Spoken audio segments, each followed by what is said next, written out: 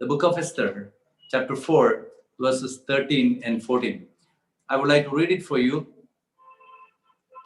If you have Bibles with you, please turn to book of Esther, chapter 4, verses 13 and 14. Then Mordecai told to Esther, "Do not imagine that you are in king's palace and can escape any more than all the Jews." 14. For if you remain silent at this time, relief and deliverance will arise for the Jews from another place, and you and your father's house will perish. And who knows whether you have not attained royalty for such a time as this. So this is the passage, very familiar for us. And as you know, this is a passage, usually we might have heard a lot of messages, but still, this evening, as I was praying, about the meeting, God has put this passage in my heart to speak to all of you. So this evening, let's look at that passage without much introduction to the passage. As you know, very familiar for you, the book of Esther, especially in Sunday schools. We've been taught it many times, and we taught many people. And so that's why I don't want to spend much time for the background. Usually, the people used to say that if a Bible college teacher preaches a sermon, he would take half of the time for the background. So I don't want to do that. So here, we could find some of the 4 points that I just, brought from these 2 verses, Esther chapter 4, 13 and 14. The number 1, it says that, Mordecai says to Esther, says that, don't imagine that you are safe in king's palace. Second, he says that if you remain silent now, you will perish. Number 3, he says that God will find another person to save his people. And number 4, he says that it is because of this time God has placed you in this position. So my beloved servants of God, this evening, I want to title my message, Importance of Living in the Purpose of God. Importance of living in the purpose of God. If you have your papers or notebooks and pen with you, please write down this title, Importance, Significance of Living in God's Purpose. So you know that there are many people in the Bible we could see, and we could call them as the heroes of faith. Heroes. Nowadays, the people, especially the young people, they are much fond of heroism. They want to be the heroes. If you see some of the videos, TikTok videos, some YouTubes, they simply exhibit their heroism, and they want to be a hero before the people. So they will do something extraordinary in their life so that they could attract the people. But we could find in the Bible, there are heroes of faith. We call them heroes of faith, especially in Hebrews chapter 11, we could see the people, heroes of faith. We call them, in the seminary, we teach them as a subject, heroes of faith. Why do we call them heroes of faith? They didn't show any heroism in their life, but they were heroes in faith because they fulfilled God's purpose in their lives. Remember, who is a hero according to the biblical understanding? Who is a hero? A hero is one who lives a life in order to fulfill God's purpose in his life. Remember, my beloved young people, all young people, because the different people have joined today evening. But I would say that who is a hero according to Bible? Hero of faith, one who fulfills God's purpose in his life. See, I am here, Pastor Monsi Thomas here, and the worship leader, they wonderfully led the worship. I still remember when I was in Bangalore, I used to sing that song a lot, Hold Me Close. That's a lovely song. And also remember, who is a hero today? Can we call a film actress a hero? Living a loose life, just acting before the people for which he is not real in himself or herself, and not able to influence the people by their own life. But remember, a hero according to Bible is always a person who influences others by his life, living according to God's purpose. See, we have servants of God preaching to us every day, every week in Sunday services, in different services, especially these days in Zoom meetings. They preach to us the word of God. But there are more important things we need to understand, that if we live according to the purpose of God, there are many people are influenced by our lives. Especially the Paul says in 1 Corinthians chapter 11:1, follow me as I follow Christ. Why he says to the church at Corinth that follow me? Now I have seen, especially I'm sorry to say that there are many people used to say that, pastors used to say that, don't follow me, I am a sinner, follow Christ. But remember, it is not what is expected of us to say that, I am a sinner, though I preach a good sermon, I am a sinner, don't follow me. No, God has placed us in this world, in this fallen world, so that we could influence the lives of the people. Like, see, this morning I was watching the video of Wayanad, who influenced me a lot in my ministry. Actually, I started my ministry, and I would ask, especially when he came to Kochi, I was there in the choir. I was singing in that choir, and I still remember he, placing his hands upon me, just looking at my eyes, and just speaking some words and placing his hands upon me. Really, a tremendous change took place in my life. What I want to say this morning, I just watched a small video on YouTube, and how that person influenced the millions, how that person influenced the millions of people, even after his death. There are testimonies written, the comments written in that YouTube. This is the person who really influenced my life. This is the person who really, changed my ministry. Let the people say about us that this is the person who influenced my Christian growth. This is the person, his singing, his preaching, his life that influenced my life. Yesterday, I would say something from my heart. Yesterday, I had a nice time in preaching in Amritsar, Punjab. One of my beloved pastor, his name is Pastor Ajay. After preaching, 11 o'clock, I called him, and we were praying together in the phone. What a wonderful time, that could influence each of us, in such a way that, we had a wonderful revelation of the words, God's word. So come to the passage. Here, the Mordecai says to Esther, number one, I would say in the points that I have made in my own words so that you can understand easily. The first point I said that you are not safe even in king's palace if you are not living according to God's purpose. You are not safe even in king's palace if you are not living according to God's purpose. This is very important. We are not safe. Many people think that, I have no problem. I have enough strength. I have enough health. I have enough money. I still remember, my sister, when she was proposed for a boy, and when we went to see that family, only that, my brother, his name is Robin, and only he was, he was in the Christian faith, in a Pentecostal faith. All others, they were belonging to another Christian faith, so they didn't like Pentecostal people.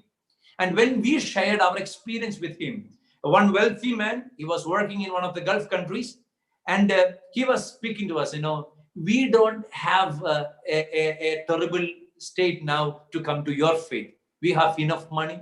I have earned enough money for my children. So they think that, becoming a Pentecostal believer, it is a way to escape from poverty. It is a way to escape from problems. No, remember, why we believe in Christian faith and why we are strong in our faith, because we believe that we live according to the purpose of God in our lives. There are many people that question our faith. Why you profess your faith to us? Why you just say that, you are a Christian? Why you are living a different life? Why you are standing out in the crowd? Why you are standing out in the world? But remember that we are called to live a life that's standing out in this world for the purpose of God. I still remember, my experience when I was doing my BD studies in 2005. There was a proposal. Yesterday also I mentioned that story. It is a funny story. Take it as a fun. There was a proposal came, and the girl was from America. And 2005, you remember 15 years back. And the one of the close relatives came to our seminary where I was studying in 2005 in Tiruvalla, and he just met me, and he thought that, and I'm a person very much eager to go to America. So he asked me the first question in English: "Do you want to go to America?" He asked the question in a funny way, and I said that I'm not born for America, but I am born to fulfill the purpose of God in my life. Whether in America, whether in India, I want to fulfill the God's purpose in my life. I still remember the story of Hudson Taylor. When he was in China, an American company came to know about his eloquence in different languages, Chinese, English, different languages. He was offered a great sum of money to work for them. What happened? And he rejected first offer. Then they increased the salary. And then again, they increased the salary. He said no. And finally, they told him an offer. You could say your salary that we would offer you, but you work for us. Then he replied, Hudson Taylor replied, it is not the problem of salary. It is the problem of standing in the purpose of God. This evening, I would encourage all of you to remember, my beloved people, servants of God. People could offer anything to us. People can offer anything in this world, the precious, the wealth. I still remember the song, the old hymn. I don't know whether the choir leader, knows this song, but such a wonderful thought. Take the whole thing, whole word, and give me Jesus. What does it mean? Let me stand for the purpose of God. Number one, you are not safe even in King's palace. That's what Mordecai says. Mordecai was so much grieved because of the situation, because the Haman and his party is turning against the people of Jewish country, Jewish nation, and they want to destroy them. He was upset about the condition, like today's situation, the pandemic season. Upset. And he says that, so this is the time you have to work. This is the time you have to rouse and work for your people. And he says 4 things from this passage. You are not safe, even in King's palace, if you are not fulfilling God's purpose in your life. This is what I want to encourage you from this passage. Number 1, if you are not fulfilling God's purpose in your life, even in the safest zone of your life, you are not safe.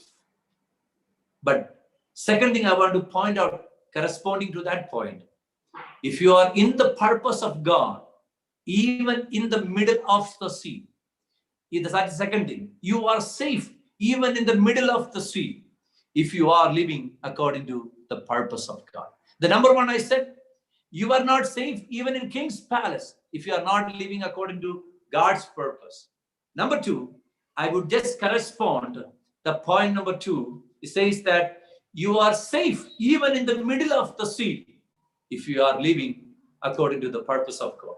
You could see a servant of God, a man traveling from Caesarea to Rome in Acts chapter 27. Now that's a beautiful passage. Always encourages me to, as I travel in this Christian journey. A man with the 275 people on board, traveling on a ship. It was tortured and battered by the waves. And Luke, the writer of Acts of Apostle, along with the other 275 people, he is writing in Acts chapter 27:20. For many days we haven't seen stars. Why stars there? Some people used to unknowingly say that star, suns and moons. No, it says that for many days we haven't seen the sun and stars. What does it mean? Sun, no stars, because those days the stars were the guiding stars by which the sailors could realize the direction of their journey. So they didn't see sun, so they don't know whether it is day or night, and they didn't see stars. What's the meaning there? Because they could not understand the direction. The historian Luke said, and we lost hope of being saved. So this is what happens to the people, those who learn history. Though once you are addicted to history, that's why many people today, if you talk to a person today, they are trying to speak about the history to us. Oh, Corona, COVID-19, no meeting, no money, no programs. Oh, come on. The price of onions increasing, the price of things are increasing, petrol, diesel. See, they are very much aware about the history, because Luke was a historian. We have the historical book here.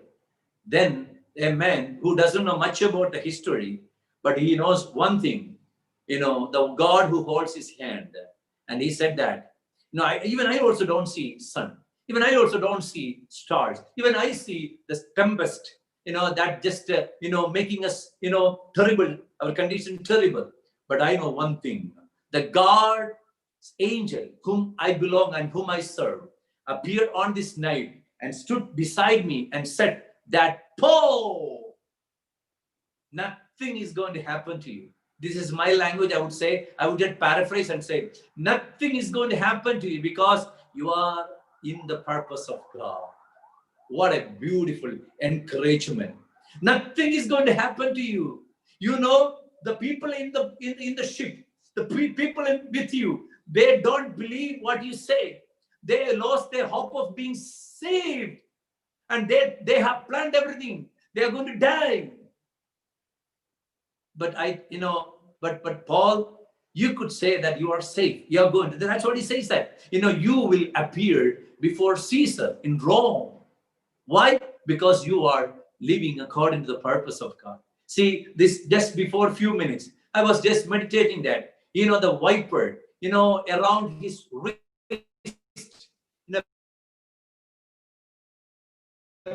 people said he is a murderer. The people said, hey, come on, he's saved. He escaped from the storm. And now you're on the shore. But now see the viper around his, the wrist, around the hand, fastened on his hand. People said, oh, he's a murderer. He's going to die now. They waited a long time. But what Paul did, just shook it off. I encourage you, as God has spoken to me this evening, if there are problems around your life, if you're encircled with the problems in your life, in your ministry, shake it off, throw it away. Maybe the accusation, maybe the words of the people, discouraging words of the people.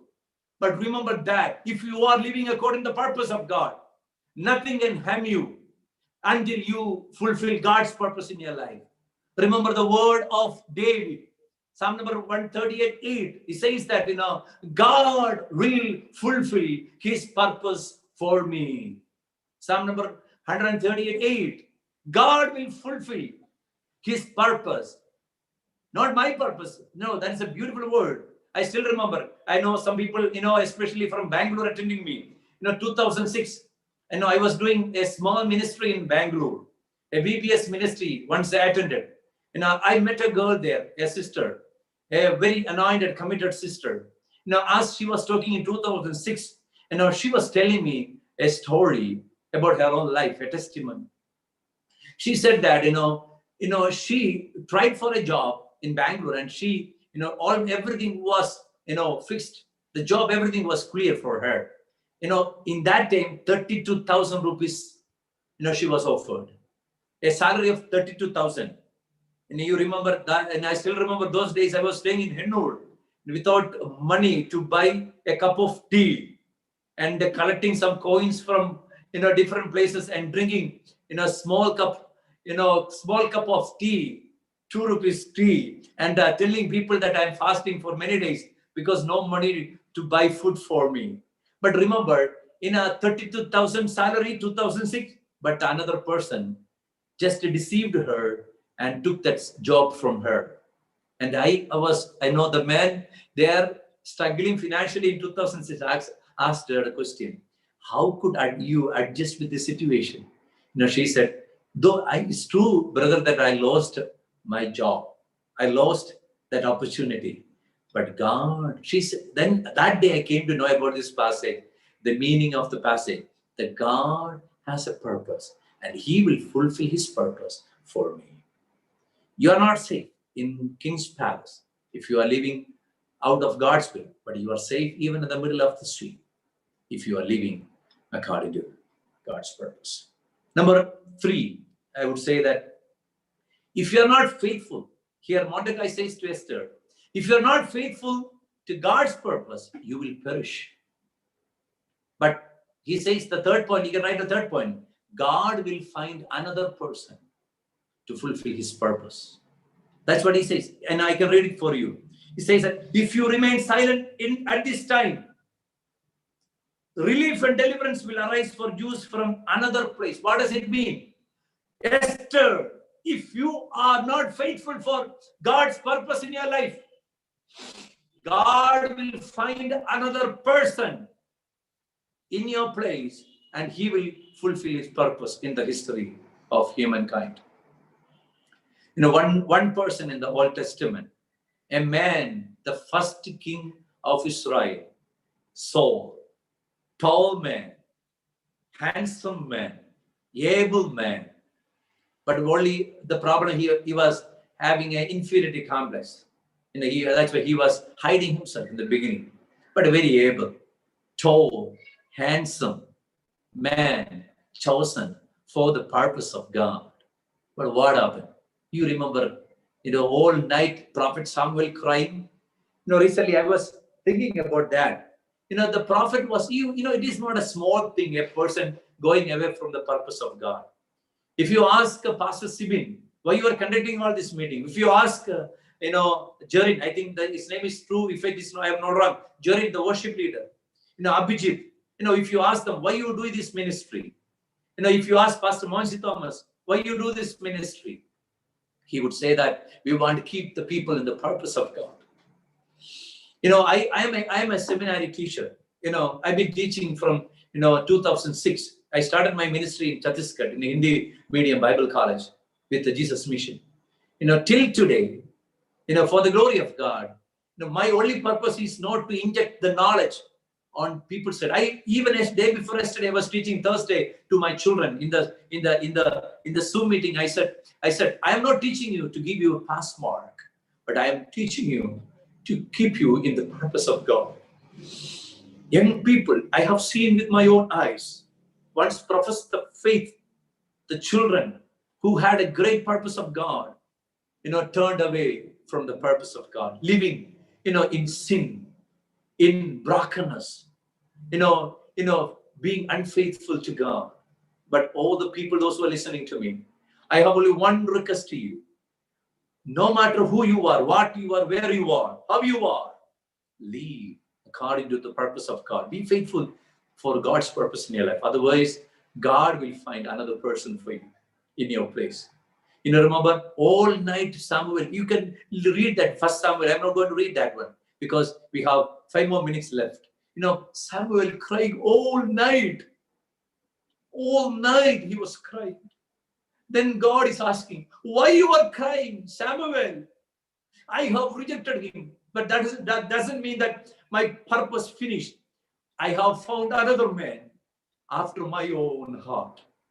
I have found another man after my own heart. He will do my will. And that's what we have to understand. Be faithful. Be faithful. Paul says in 2 Timothy, Demas, there was a man, Demas, he left Paul. If you study the history of Demas, he was a co-worker with Paul. But because he was, attracted by money, but because he had the desire for money, that's why Paul says, root cause of all evil, he deserted Paul and became a businessman. And he became a wealthy person. But what happened? He lost and he failed to remain in the purpose of God. D.L. Moody, I have recently read a story about D.L. Moody. He was a businessman. He was a famous businessman in Chicago. But God has called him for his purpose. He began his ministry as a small Sunday school teacher. And the businessmen, the business people in Chicago, these are there in the different books. The business people in Chicago used to call D.L. Moody crazy Moody, crazy Moody, crazy Moody, crazy Moody. Because they found a man who was good in business, suddenly leaving all business and becoming a Sunday school teacher. You know what happened? After many years now, look at the history.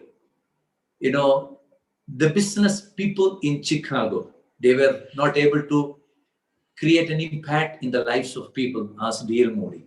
But if you ask a small child about D.L. Moody, he would say that D.L. Moody, a man who stood for the purpose of God. And finally, there, the fourth point, and then I would finish my sermon today for evening. God, the last thing, the Mordecai says, and who knows, whether you have not attained royalty for such a time as this. This is very, very relevant in today's context. Mordecai says, who knows, you have placed in King's palace for such a difficult time as this. This is a pandemic situation. This is a pandemic season. People, recently, a person called me from another country and said that, everything, the problem is increasing. Once they were relieved of the problems, but it is increasing again, all the more. And this is a difficult time, such a difficult time. Can we recognize why God has placed us in different places, in different capacities? Is it for God's purpose? Can we recognize that? Now, God has placed me in Kottarakara. God has placed me in Mumbai. God has placed me in Hyderabad. God has placed me in Bangalore for such a difficult time as this in 2020.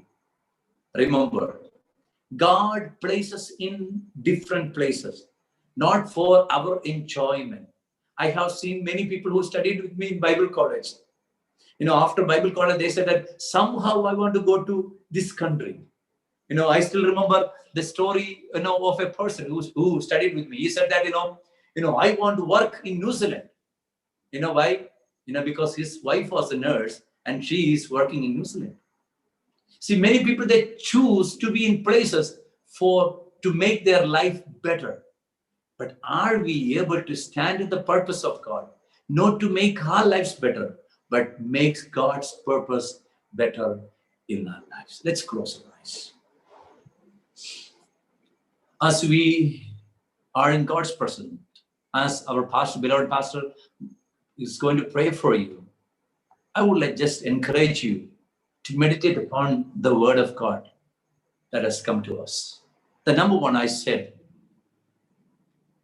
we are not safe, even in the most safe place in the world, if you are living not according to God's plan and purpose. And second thing, you are safe even in the middle of the sea, in the middle of the problem, even in the pandemic season today, if you are living according to God's purpose. Number three, I said, if we are not faithful to God's purpose in our life, if SHINOJ is not faithful, God will find another person to fulfill the purpose, like he's chosen David. And finally, I said, we have placed in different places today, different capacities to sing song, as the pastor mentioned at the beginning, to sing, to lead the songs, to preach the word, to teach the children, in order to fulfill God's purpose in our lives. A man who acquired 28 Olympic medals, his name is Michael Phelps. A few years back, in his glory, he tried to end his life because of depression. He decided to end his life, to commit suicide. A man who won the hearts of the people, acquired, won more than 28 gold medals in Olympics. He tried to end his life. The reason was he didn't find any purpose in his life. But fortunately, a friend of Michael Phelps gifted him a book written by Rick Warren, Pastor Rick Warren. The book title, as many of you know, is Purpose Driven Life. And he said that that book changed the course of his life. Let's pray and let's remain in the purpose of God. May God bless you.